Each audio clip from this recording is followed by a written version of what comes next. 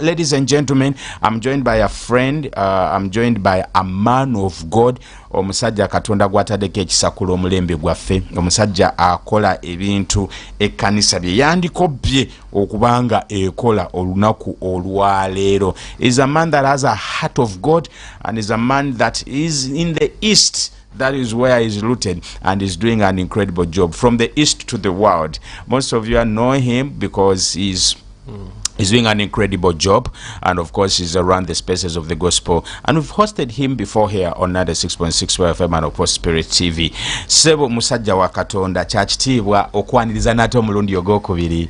Amina, nsanyuse nnyo muganda wange okunyanirizako ku mpewo za Spirit FM ne Spirit TV. Ne Spirit TV. Nkitwala ddala nga kya mukisa munene nnyo eri obulamu bwange n'eri obuweereza bw'enjiri center. Tuli basanyufu nnyo okubanga tuli ku mpewo za TV yaffe ennungi ne radio yaffe ennungi. Take on the honors, man of God. Weyanjulire ku bantu oba buli ne ku byokola ne obuweereza omulimu gwaffe guno ogw'enjiri. Abooluganda mbalamusiza nnyo mu linnya lya Yesu Kristo mukama waffe. Amanya n'eddoboozi bampita Kalaji Peter, ndi mubulizi wa njiri. Ndi wooluganda mu Kristo, mpereza wansi w'obuweereza bwe bayita Enjiri Center Ministries, and our vision is preaching Christ, restoring hope through the power of the Holy Spirit. And God has given us the mandate to reach out to the lost, to go where people are not willing to go, to reach out to the unloved, to reach out to the unreached ones. So tuli jinja mukama yansindika jinja ne from eastern region to the world nga boyogedde muganda wange. So tukola ebintu bingi, tubuulira enjiri ku gospel crusades, tugenda mu ghetto, tukola ne ghetto outreaches, tukola fellowships mu Jinja town, tukola Holy Spirit experiences, tukola leadership classes. Tetuli limited kugamba we want to influence the 7 mountains. Twagala okulaba nga amawanga n'ensi yaffe Uganda ekyusibwa ku lw'ekigambo kya Katonda. Wow, we bless the name of the Lord for that. Waliwo ekintu kyokola oba okikola otya nakoma kukiraba mu ba 7th day. And I got saved in senior 1 Agri Memorial Senior Secondary School Bunamwaya. That's where I started from. Naye nga nyina mikwano gyange emi 7th day. Naye nga buli lwa mukaaga gikola gisaba. Naye nga buli lwe bagenda ku church babafumbira emmere. Kati nga tugendayo ffe tukoleki tulye emmere tumale tukoleki tuveeyo. In your ministry in Jinja, at your location center, I'm told that food is all over the place. Food is 24/7 in saturation. Whoever comes at the center, there is food. What nenjiri ino gye tusoma mukama wange tulabanga obumu butuwera mu Bible class batugambe mu kunyeri y'okubulira enjiri emmere sebo nayo strategy ya kubulira njiri. Ekyo kyame kyo wakibikulirwa otya? Enjiri ya Kristo yabikolwa. Tosobola kubulira njiri bantu bayala. Kyovolaba Yesu bwe yali mu ddungu nga abayigirizwa ne bamugamba gwe yalina okuyanja abayigiriza n'abagamba abantu bagobe bagende babadde naffe okuva ku makya tebalina kye baalidde baleke bagende banoonye ekyokulya. Kristo yatulaga ekyokulabirako n'agamba abayigirizwa no mubatuuze wansi mubawe ekyokulya. Teyabagamba nti yali amanyi tewali mmere naye yabagamba mubatuuze because otunuulira obuweereza bwa Kristo tewaliwo department ya hospitality naye buli bwe wabeeranga needinga department ebeera formed immediately there and then because yabagamba yogera ne Petro n'abagamba nti abantu mubatuuze mubawe ekyokulya.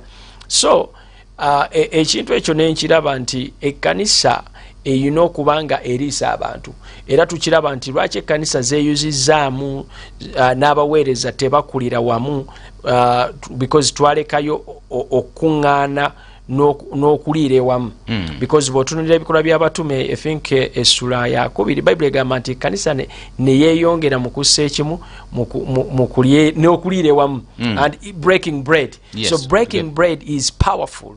It's a revelation that brings the bond in the body of Christ. Kati nze mukama yanjigiriza ekintu kino era nakiraba ne buweereza gye nali nga sinaba kutandika ministry nalaba nti emmere teyaggwanga ku kigo wali ng'abantu balya era nakulanga mu mmere mu hospitality department. Kakati ekintu ekyo nekiyiga nti actually buno nno bujulizi sibeeranga kaawo nembula ekyokulya mu bulamu bwange. So gyokoma okuliisa abala tosobola kubulwa. There is no bread baker that can lack bread. Teri mukozi wa mugaati alakinga mugaati. Kituufu. Naye so ekkanisa erina okwadoptinga system eyo. Naliko lumu mu Dubai mu 2019 nga ndi mu fellowship emwe. Ekkanisa linene nga batuza service 3 lunaku. Abantu nga 100+. Naye nga bu service olugwa osangawo ka coffee wabweru bu snacks ninga olabira ddala kugamba people network and eat together. Oli olutava bubi mu service nadduka n'agenda. Omanyi twerabira nti ekkanisa dwaliro ly'abalwadde where people come and you know they should expect both meals, the spiritual meals and the physical meals. Era ze ngamba abantu ekireete ekkanisa obutakulakulana kubanga gwe bwogenda mu church yo singa bw'ojja mu service okusaba ojjayo ne hafu ya sukaali n'ojjayo n'omugaati n'omanya mubanga mwe temulidde abaana bano abatone balya kubanga nze nange nina obujulizi nze nagendanga mu homesero za watoto church naye ng'ekyantwalangayo kunywa caayi w'amata n'ebinyeebwa naye kubange we nabeeranga nga tebiriiyo okitegera kyentegeeza. So the church must adopt those it is the way to fellowship because wotukiriza obutukirivu kyobalaba ekkanisa y'ebikola by'abatume tulaga nti bwe bakuŋŋaanire wamu ne bamenyeramu omugaati ne beeyongera Mukama n'abagattako. Nakizuula for example last year was it this year or last year twategeka nayita abakyala lwali lunaku lw'abakyala nembita abakyala bonna nembaga mujje tulire wamu nendabanga basanyufu ne basala keeki ne basanyuka. You know, recently nabadde n'abasumba mikwano gyange nagiyise ne let's just sit to see, let's just eat and fellowship because n'ebintu ebimu tebisobola like olaba abasajja bali batambula ne Mukama waffe Yesu naye tasobola tegeera nti ye Yesu ne bwe bamala ofuna ku kyokulya amaaso gaabwe ne gagguka. So waliwo ebintu ebimu byotasobola kulaba kubanga abantu banyiivu mu kyaki lwa njala.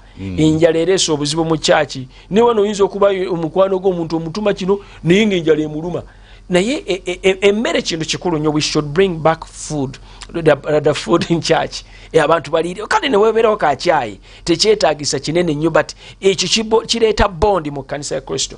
Nze sawa ya leero nga bwe tugenda maaso tumiitinga abaana ba ghetto twakola the first ghetto crusade that happened in history. Nga typically ghetto boys and ghetto kids reaching out to ghetto people only. Ghetto crusade. Nga sigamba nti kanisa zeekuŋŋaanyiza no nga abaana bajja ne bagenda ne bafuwa enjaga yaabwe ne bajja ate mu crusade. Ne Mukama n'abakomako ate ne tubaliisa emmere n'egaana okugwa. Nze nina obujulizi bwa mirundi ng'esatu mu kugaba emmere. Lunaku lumu Mukama mu COVID nagaba emmere family over 1000 families nga njijja Mityana abantu b'Emityana bakuŋŋaanya emmere n'abasiraamu n'abakatoliki ne bagimpa nenjikuŋŋaanyira nenjireeta ku zifuuso zino eza polisi nenjigabira abantu. Kati lumu Mukama ngamba okulikinga out community eri Naminyaawo omusumba mukwano gwange n'ayita abantu nali to planning abantu over 200 people. Kati abantu bwe bawulira emmere yabwereere ne beeyongera ne bagenda mu 5. Kati olw'ekisa kya Katonda waba watusigamu boxi z'amata ga fresh dairy then nenfunayo ne kilo nga 3 ez'akawunga nenfunayo n'ebintu. Kati ebyo ate ebifuna ku lunaku olwo lwennyini ne tugenda. Kati numbers were overwhelmed by the numbers. Kati ne tufuna obuveera ne ŋŋamba abasena emmere muteekemu ebikopo 4 gwowa obuugi mukyere sukaali muwe akole ki agende n'amata. Muganda wange twagaba emmere negaana okugwa mu bukutiya ne tuvaawo ne tugenda ku kifo ekirala emmere neefikkawo ne tugikomyawo ne tugabira n'abantu b'e Katanga. That one sirikyerabira mu bulamu bwange nti Katonda bw'akuwa ekisa sigamba nti ekitulemesa okugaba nti tutolinda kufuna kingi. Nze kwolwo lwe nategeera nti Katonda God is interested in feeding his people. I'm telling you. Emmere yagaana okugwa mu kutiya for the first time in history. For the first time. In our ministry. Ne tugaba emmere n'egaana okuggwaawo ne tugenda ewalala n'abaagaba bennyini ne batwalako naye nga tugenze bw'olaba ennamba. I have the pictures and the videos. Ne ekintu kino abantu bwe balaba nga tukola ebintu bino tetutandise butandisi kati olaba revelation era Mukama akibaakinga kubanga ffe ku ministry house tetubulangako mmere oba kyakulya. People eat and we fast. amatwalizo gatubeera mu mmere yokka no we fast, but it's good to feed people. It's good to feed people. N'abaana abaana ba ghetto bwe bajja ne balya ku muceere ne balya ku nkoko ne balya ku nnyama, ekyo kyokka kati tulina testimonies. Waliwo omwana babadde bamuyita Snake, erinnya lye nga ye Snake, nga is one of the leaders. Snake kati the gang leaders in the ghettos. Snake yalokose, twamusazeeko enviiri ne tumuwa erinnya kati ye Mukisa. Bw'omulabako essaawa yali tokkiriza na kukkiriza. Is a transformed young man. Is a transformed young man. Kati agenda mu skilling hub kuyiga bintu byakola. We're going to talk about your ministry and what you're exactly doing in Ginger City. It makes me remember a certain statement that someone made some time back, and it did some rounds on social media, but weren't born again that were spreading it. It was another ministry church, another denomination. Bagamba Evangelist Peter Kalaji. Bakola statement, it still rings in my ears, nti ekanisa bweba eyina kyeyagala eyita abantu, bweba esonda ttaka, bweba esonda motoka, bweba eyina kyeyagala oggula, bweba eyina olukuŋŋaana lwetegeka, nti naye gwe bw'ofunayo ekizibu ne bwe kiba kya mitwalo 5 n'ogenda ewa musumba oba n'oddukirira ekkanisa oba fiizi za mwana ziganye, ekkanisa egamba tunuulira Mukama, ensonga yo giwe Mukama,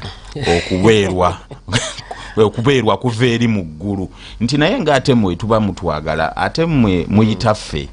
So it eyinza okuba nga casual statement, but it has some kind of deeper meaning, the state of our church. Nekinzijukiza nti Bible egamba, is it mu bikola by'abatume, nti mubbo ne baba na bingi mubbo ne mutaba yeetaaga mu bonna bonna. Nkitegeeza yayinanga empale 6 nga tasobola kubeera na mpale 6 nga wali gwalaba ayambala empale emu buli Sunday. What is the state of the church when it comes to reaching out to its people currently?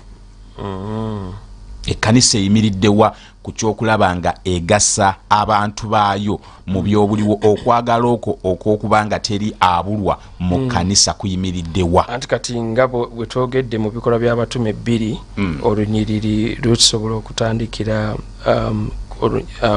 olwanamwe 2 Acts 2:42, and they continued steadfastly in the apostles' doctrine and fellowship, in breaking of bread and in prayer. And then the fear came upon every soul, and many wonders and signs were done through them. And let me go to verses 45.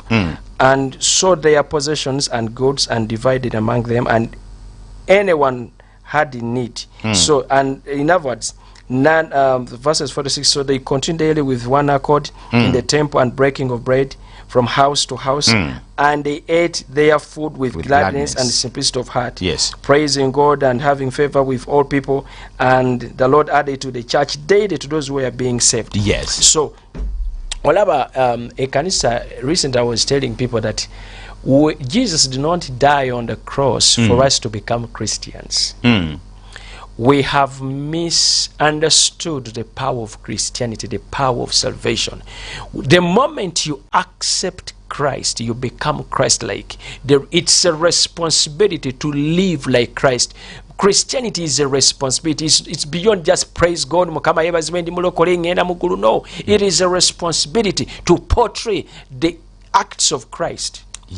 To portray the works of God on earth. In other words, you are the one that is supposed to reach out to the need. You are the one that has to meet the needs of God.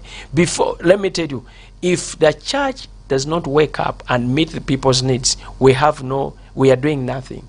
Because when God is looking at this, it's good to have buildings, good to have auditoriums, but I'm telling you, it's better to build those auditoriums in people's hearts before we build the physical ones. The physical ones. Because ekanisa eyaleka omuli kubanga Yesu ya investinga mu bayigirizwa. Ekanisa teyagala ku investinga mu bantu bayo, yagala mu kubajjamu. Kyovola abantu batono nnyo abenyigira mu kubuulira enjiri, because enjiri togenda genda bakuwe ssente. I'm telling you, kati mbulira abana bageto bagenda kuwa love offering, bagenda mu byalo bagenda kuwa love offering. Even in our fellowship, the ones that we run, we put in more than what people give in, because it's not about the offering, it's not about what we are getting in. It's about changing these people's lives. It's about, because that's the heart of God. It's the heart of Christ. Nti kanisa katonda teyatulokola kubanga tukunganya biweebwayo byokka kuzimba auditorium mugulu tetugenda bitwala tusooke tuzimba auditorium kyovola Bible egamba nti ffe yeekalo ya Mukama bwe tuba tetufudde ku zino yeekalo ne tuva mu kuzimba kyovola nti ekkanisa, the church has neglected going out. Ekkanisa yonna etali evangelistic mindset has taken the position to fight and become a hypocritic church, a place where we judge people. That's chovolaba nti entalo zeyongedde mu kanisa. Ekkanisa tefaayo kugenda okubuulira njiri kubanga singa tuba twenyigidde mu kubuulira enjiri mu kugenda okuyamba abantu abatayina n'ekitono kye tuyina, tetusobola toba na budde bulwanisa gundi kubanga emyoyo giri wabweru. Ate nekine njagala ekkanisa ekitegere nti Katonda yatulokola tumiitinga ebyetaago bye ku nsi. Ebyetaago bya Katonda biri wano ku nsi. Lwaki? Nti ebyetaago bino bye bigenda okutuyamba okusobola abantu bano okutegeera Kristo, okudda eri Katonda. Kati bwe tubanga abantu bano tubalese, kyovola obumenyi bw'amateeka bweyongedde nti right now this great, let me make this statement. Actually, I was praying and I was meditating upon this today's program. Yes. Mukama yandaze ekyo nangamba nti olaba such services buli lwa Sunday, buli mulokole yenna, buli kanisa yonna abantu abalooza ku church. Kati nti twayingiramu mentality ya service ne twerabira service nti eri outside, not inside. Not in the church conference. Because kyovola nti ekkanisa mu kifo kyo abantu bangi abagenda mu service naye nga bajjudde beetaga emitima mimenyefu ate bamenya emirala ate they are hypocrites in churches.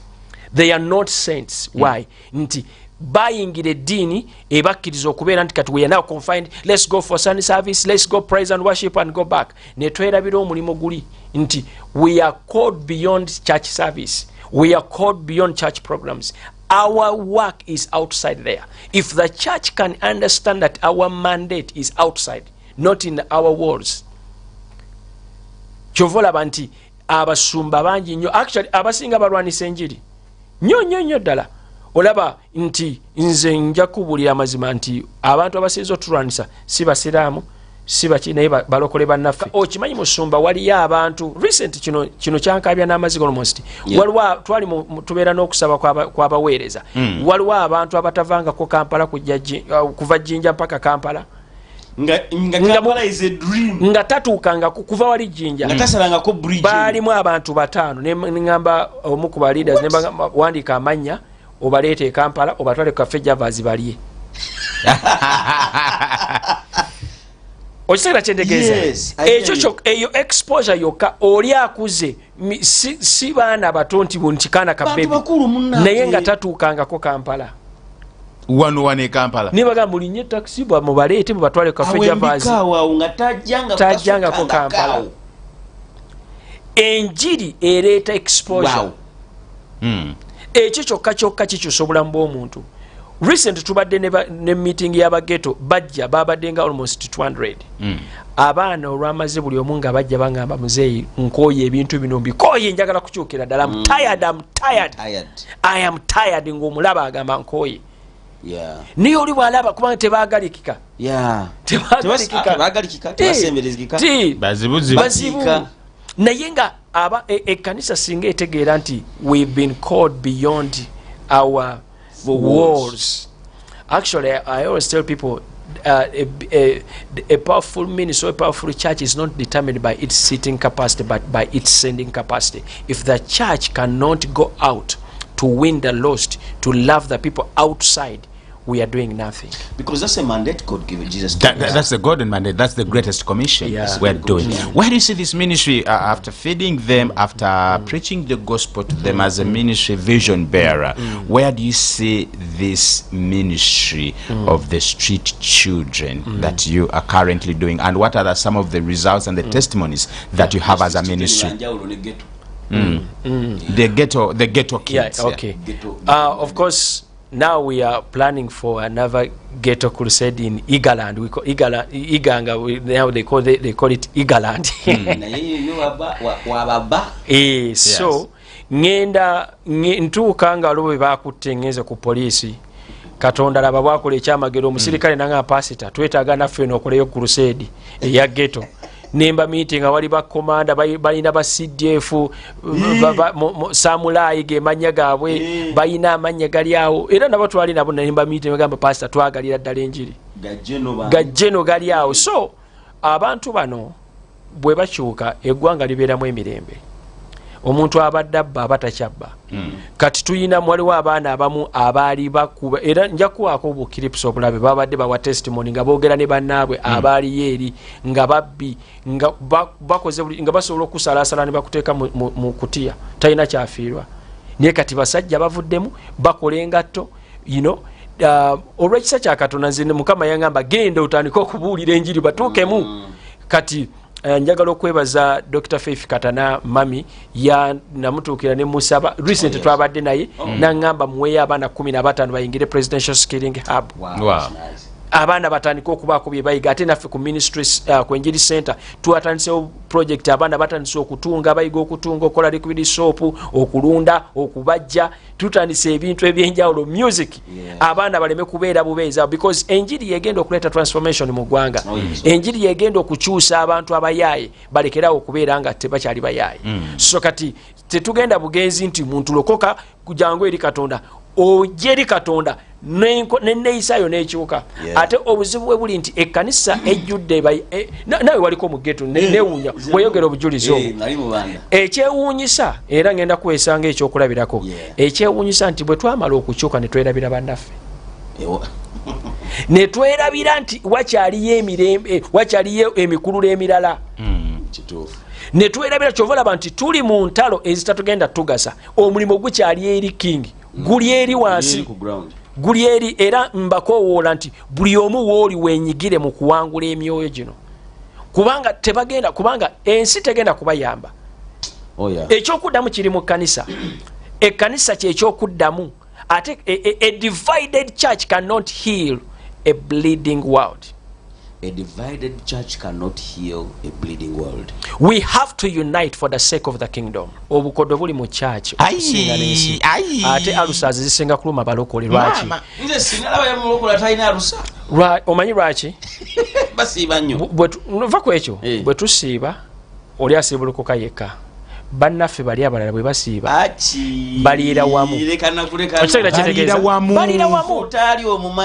baliira wamu ne baleeta buli omu oli kyatayina ono n'akireeta buli omu ate tebasosola nti oba oli ani buli omu ojja n'olya baliira wamu naye omwaka nga gutandika buli kyaki erangirira okusiiba mu Uganda teyogera ngeri gye basiibulukukamu naku 10 naku 2 ovaawo ne bakukalakata n'oddayo n'olubuto nga lwereere bwolwala n'ogenda mu ddwaliro nti yalumbiddwa tatambula bulungi enkola ze si nnungi naye tukomye obukodo mu kyaki kanjogereko eri ekkanisa tukomye obukodo buleesa abantu abaana balwalidde mu makanisa abaana balwalidde mu kwaya abaana balwadde lwakuba nti ekyaki teri kyakulya omuntu azze ayina ekitone asobola okukubira ennanga asobola okuyimba mufumbireyo kacyayi omugaati naye abasumba mwefaako mweka mugula bintu byokka naye tulina okumanya nti tulina okusiga mu mulimu gwa Kristo n'abaana abatwetolodde babeere bulungi. Nze abaana bonna bempereza nabo bakimanyi nti kyendyako kye balyako oba serena oba wa bakimanyi bajulira oyo asobola okubulira teri nti kakati bo bajja kulya kino nze ndye kino no nze ate mmere yange kawunga njagala nnyo akawunga kitegeera ne chapati siriko musumba tokampanga tulina okukomya obukodo n'obukopi kyobola bekkanisa eganye okweyongera lwa bukodo lwa bukopi buli bubeera mu bukuukulu bwe butyo abantu ne bajja kyobolaba ekireese okwawukana mu kkanisa enjala efuuse enjala omwana omutuma microphone tannaba kulya omwana omutuma kino owa ashaku ogenda mu makanisa asha ekimukambwaza teyalidde breakfast omusubira okusimanyiatambule agenda kubogolera era abantu badduse mu makanisa gammwe lwakuba nti ba asha bamwe tebalya anyize muwe breakfast ate otandise deliverance awo kusaawa akwata omuntu naye agwirako n'ekisuula abantu abamu kankubulira omuntu ajja mu kyaki ekimusuula nga njala nga sitalina mizimu ng'etabuse kanti olowooza amukwata. Musumba amakanisa gaba ne service 3 kati omwana abaana bajja ku kyaki ssaawa emu. Some churches I want to appreciate and clap for some churches that do it.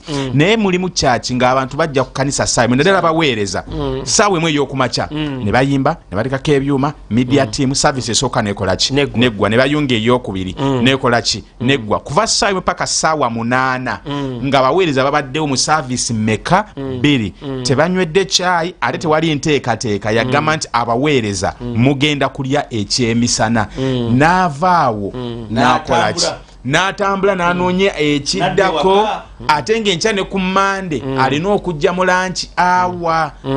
So it is wrong. Oyogera ekigambo ekinsaanudde nti kanisa zitusiiba. It's a very good example. Ne tusiiba omwezi mulamba king. Amakanisa agasinga gasiiba January yenna. Nesu yangayo kanisa ina nteekateeka nti bannange engeri gye tuli mu kusiiba tutuwongayo guno omwaka ku lw'ekkanisa buli lw'eggulo wano abatalina kyakulya administration eteesezza oba twekozeemu omulimu tugenda kulyangayo kamera olw'eggulo tulireko wamu ng'ekkanisa ate emizigiti nze kankubulira nga yakyalo kyonna n'atasiibye. 2016 nali njagala kuduka buweereza nga njagala genda Dubai kola nembeerayo nebimbeerera ddala bibi nnyo neŋŋamba Mukama ntaasa nali ekifo kye nali musijja kukyogera mannya naye nalyanga ng'emmere abasiraamu bafumba emmere ne bagireeta mu buffet ne bagiteekawo nkoko buli kimu piraawo biki nga gwayeesenerako naye emmere y'abalokole y'anniversary taata okubye nnyo kino tulina okukikomya kyova olaba nze njagala okukubiriza abantu abali eyo ffe omutima gwaffe si just kugenda bugenzi kubuulira njiri but we give if you can't let go what is in your hands God can't let go what is in his hands. So ekanisa erina okumanya nti ffe mikono gya Katonda okutuuka eri abantu bano Katonda alina kukozesa gwe king alina kukozesa gwe masanyu okubanga ayagala abantu bano ng'abaliisa. So ekanisa tesobola kujjawo mmere Yesu yamanya ekyama ekyali mu mmere kyova olaba abayigiriza bwe babeeranga ne Kristo yasookanga kubaliise ate yategekanga emmere mu kisenge ekyawaggulu ekirabika obulungi mutwaleko abaweereza out mu restaurant ennungi abaweereza bayimiridde naffe ne tulinda ku anniversary ate enkoko ziba z'abasumba ziba z'ababishop bo ne babeera mu bijanjaalo ne babeera mu biki ebintu tulina obikomya si mutima nti weekiri enkoko y'abasumba y'abagenyi abantu ne tulwanira ensupu aweddewo ebyo bibeerawo bitya ku mulembe guno ate nekyewuunyisa nti ekkanisa singa etegeera ekyama ekiri mu kulya nti okulya abantu eyo fellowship y'amaanyi nnyo nnyini ddala kubanga nze nkirabye kirina result zaakyo era njagala okubiriza bw'oba gwe olinayo sukaaliwo olinayo omuceerego nga guli nze gumpe nze nguliisa abaana ba ghetto nguliisa abaweereza balye kubanga guno gwe mutima gwa Katonda nabadde njagala ne bagamba nti alusazi ziri mu balokole mpitirivu kubanga obukodo buli mu kyaki omuntu yeefaako yekka alya yekka ekiremeresa kwayo n'entale ziri mu kwaya za njala n'entale ziri mu ba security za lwenjala enjala eri mu baweereza omuntu omulaba kugwa kigo naye nga tagudde nti nebana endiga ezijja okusaba enjala zigiruma omuntu najja n'abeera n'apaakingisa emmotoka ku kyaki n'apaakingisa teyalidde talina kaalidde talina kintu kyonna era and nobody cares to know teri afaayo then omusibudde agenze anonyeza just akampwa kimpwaki they definitely have to get outsiders. Tulina okulekeraawo to use fellow ministers. We must change that because these are servants of the Lord. Bano baweereza ba Mukama Katonda abatuwadde God has entrusted us with these ministers. We should treat them well because tetusobola kubeera nga we are just superior above them bali wansi waffe kati omwana akuba atya service 3 I know. Ate no mulekera n'abaweereza abasinga mulekera okulangira abaweereza nze nzakuleesa nzakola ki kugamba omuntu mwagale okwagala kwa Kristo kumewo mu kanisa. It should be a privilege that actually God is using it to be a So I feel like people they forget that it is a privilege that God is using it to be a blessing to somebody else. That he can still channel the same space, the same miracle, and use somebody else to actually be a blessing to somebody. Yes. So I think you are doing us well today. Yes, sir. You have done us well today. Musumba, now on that same trajectory of feeding. entalo zino mu machachi as a because you kati muli mulemu mpyo gw'abasumba abajja. What would be your advice to the young ministers as we also wind up in these last 10 minutes? I have met very many young ministers that are not free-spirited like you. Those are go mukuba musumba go bakozeke ebikolobero no bangoli okay. Kayina buzibuna ase no oli okay na. Nemu nimu gwensanga nga bamukozeke ebintu. Naye ngo obulabo busungu. Ngabungi. Bita. Abasumba abato bakole batya. What would be your advice to them? Okay, ekintu kino yesala yange ku buli lunaku nti Katonda atuyambe tuleme kugoberera nkola z'abakitaffe. Beyuzizza nnyo. Lunaku lumu emyaka giringa ebiri obesi giringa oba kati ene giyise emabega. Na coordinatinga ku crusade za Sifa ne za Daniel Kolenda ne assignment gye basooka okumpa kuŋŋaanya bataata bonna. Eyo ya assignment Katonda yankozesa bonna teri gwe saatuukira okuleka abamu besijja kwogera manya ne bonna ne bomanyi bonna abeekuba bonna ne mbakuŋŋaanya ne bajja kwa Hotel Africana ne batuula mu luumu emu. Omusumba bo n'angamba Kalagi, this is not a miracle, it is a wonder to bring all of us here in one place. So naye era ekyo bwe kyaggwa ne bagenda tebaddamu.